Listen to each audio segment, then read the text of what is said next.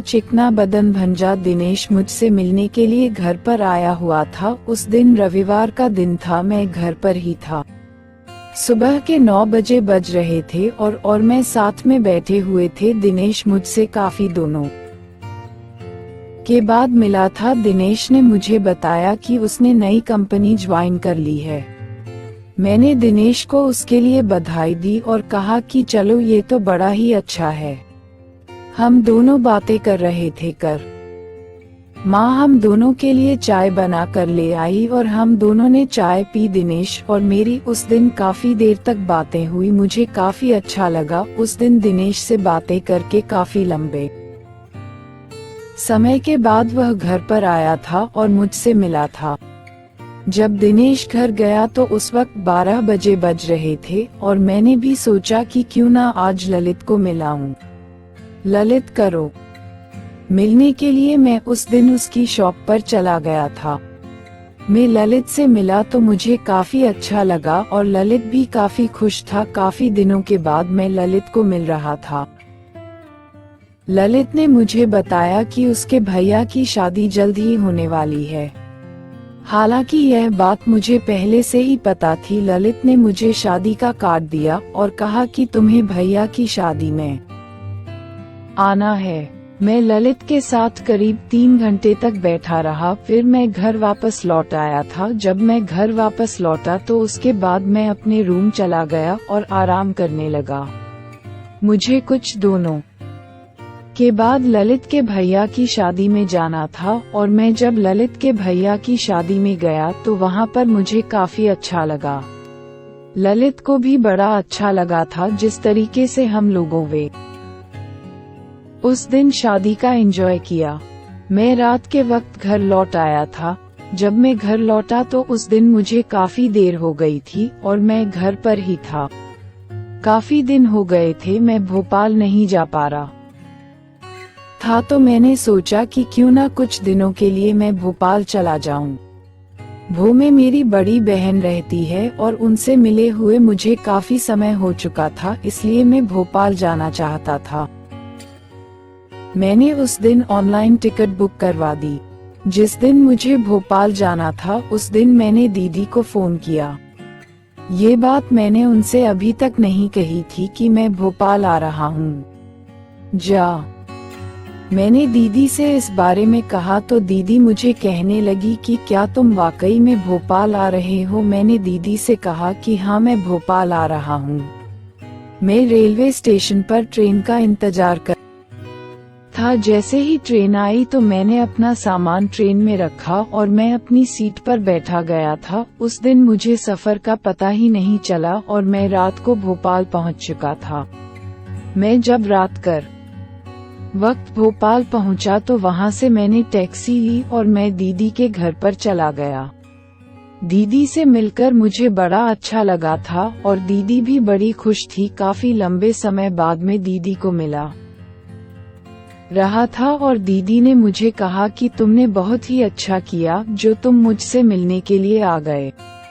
दीदी और मैं एक दूसरे से बातें कर रहे थे। मैंने दीदी से कहा कि दीदी जीजाजी नजर वहीं आ रहे हैं, तो दीदी ने मुझे बताया कि वह अपने काम के सिलसिले में कुछ दिनों के लिए कोलकाता गए हुए हैं। दीदी और जीजाजी भोपाल में रहते हैं और उनका परिवार अहमदाबाद में ही रहता है। दीदी को भोपाल में रहते हुए करीब 2 वर्ष हो चुके हैं। मैं भोपाल में 4 दिनों तक रुका और फिर मैं वापस अहमदाबाद लौट आया था। जब मैं अहमदाबाद वापस लौटा उस दिन मुझसे माँ ने कहा कि बेटा आज मुझे पड़ोस में जाना है और मुझे आने में देर हो जाएगी। मैंने माँ से कहा कि माँ कोई बात नहीं, मैं आज खाना बाहर नहीं ऑर्डर करवा देता हूँ। माँ में कहा कि ठीक है बेटा, तुम आज खाना बाहर से ही ऑर्डर करवा देना। उस दिन मैंने खाने का ऑर्डर बाहर से ही करवा दिया था। जब मैंने खाने का ऑर्डर करवाया तो उस वक्त माँ भी घर पर आती चुकी थी और हम लोगों ने उस दिन साथ में डिनर किया। डिनर करने के बाद मैं अपने रूम में चला गया।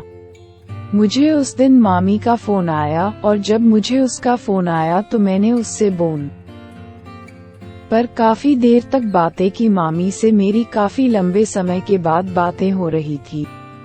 हम दोनों एक दूसरे को काफी लंबे समय से मिले भी नहीं थे। उस दिन जब मेरी और उसकी बातें हुई तो हमारे लोगों को बड़ा ही अच्छा लगा और हम दोनों बड़े खुश थे जिस तरीके से हम दोनों की बातें हुई। एक दिन मैं और मामी साथ में थे। हम दोनों ने उस दिन मिलने का फैसला किया था। मामी मेरा साथ मेरे ऑफिस में जॉब किया करती थी, लेकिन अब वह ऑफिस से रिजाइन दे चुकी है और उसने अपने घर के नजदीकी एक स्कूल में पढ़ाना शुरू कर दिया है और वह उसी स्कूल में पढ़ाती है। मुझे बहुत ही अच्छा लगा जिस तरीके से मैं और मामी एक दूसरे से बातें कर रहे थे और हम दोनों की थे। और फिर मैं घर लौट आया था। कुछ ही दिनों में मुझे अपने ऑफिस के काम के सिलसिले में नागपुर जाना था और मैं अपने ऑफिस के काम के सिलसिले में नागपुर चला गया।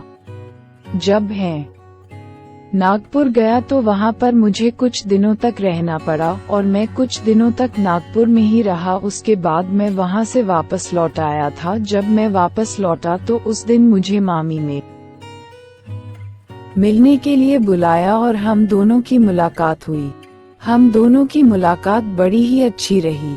हम दोनों एक दूसरे को मिले तो हम दोनों बड़े ही खुश थे। मैं बहुत ज्यादा खुश था। इस तरीके से मेरी और मामी की मुलाकात हुई थी और हम दोनों एक दूसरे को मिले थे। हालांकि पहले हम दोनों के बीच ऐसा कुछ भी नहीं था, लेकिन अब हम दोनों के बीच प्यार पनपने लगी था और हम दोनों एक दूसरे को प्यार करने लगे थे। इसी वजह से तो मेरे और मामी के बीच की नजदीकियां बढ़ती ही जा रही थी और हम दोनों बड़े खुश हैं जिस तरीके से हम दोनों के बीच की नजदीकियां बढ़ने लगी थी। हम दोनों एक दूसरे को डेट करने लगे थे। मैंने कभी भी अपर्णा के बारे में ऐसा नहीं सोचा था, लेकिन अब हम दोनों एक दूसरे को डेट कर रहे थे।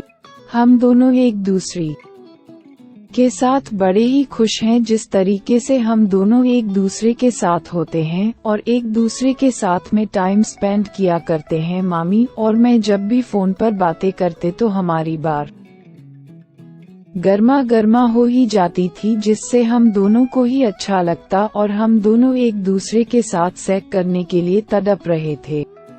जब मैंने एक दिन मामी को कहा आज हम लोग सेक्स करो लेते हैं, तो मैं भी तड़प रहा था और मामी भी तड़प रही थी।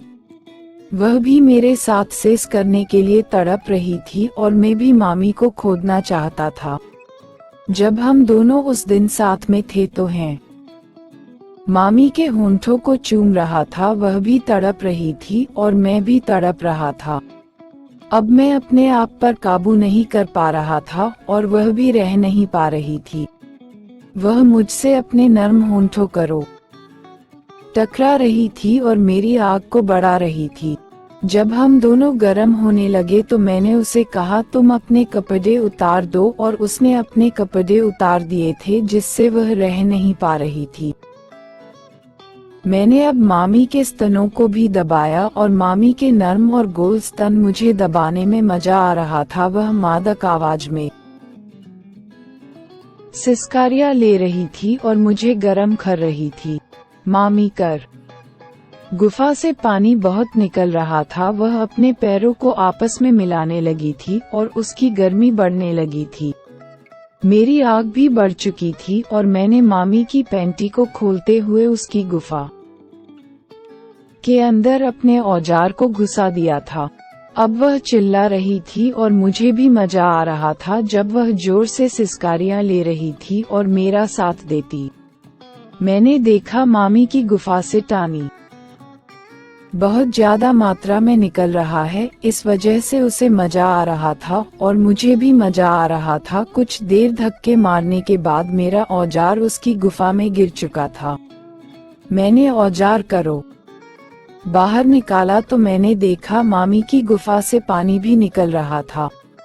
मैं बड़ा खुश था और मामी भी बहुत खुश थी जिस तरह से था, पर वह चाहती थी हम दोनों दोबारा सेक्स करें और हम दोनों ने दोबारा से करना शुरू किया। मैं मामी की गुफा के अंदर बाहर अपने औजार को किए जा रहा था। वह मुझसे अपनी गुफा डो को मिलाए जा रही थी। मैं और अपर्णा बहुत ही अच्छे से एक दूसरे का साथ दे रहे थे। मेरा माल अब मामी की गुफा में गिर चुका था और मैं खुश था जिस तरह से मैंने मामी की गुफा के मजे लिए थे। अगर हमारी वीडियो अच्छी लग हो तो चैनल को लाइक करो, सब्सक्राइब करो प्लीज दोस्तों, हमें भी सपोर्ट करें। आप सभी से निवेदन है, कृपया सभी लोग हमें सपोर्ट करो भाई। हमरे तरफ से आप सभी को हाथ जोड़कर नमस्कार है।